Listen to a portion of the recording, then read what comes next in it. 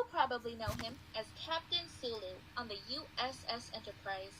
But before he joined the cast of Star Trek, before he became a famous stage performer, George Takei was just a boy growing up in various Japanese internment camps in the 1940s.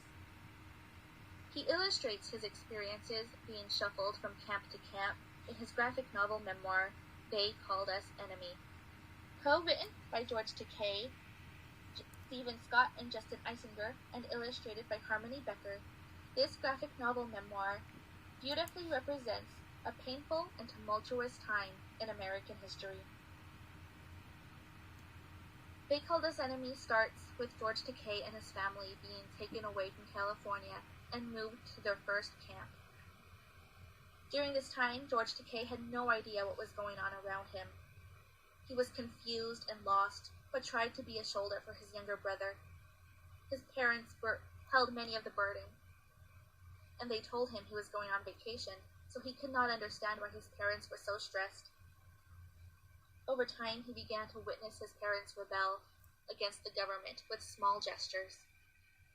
His mother smuggled a sewing machine into the camps, even though she wasn't supposed to, and his father became a block manager, even though it was a dangerous position to have. As he got older, George Takei began to question what really happened to him and his family. He did research, but could not find anything on the internment camps.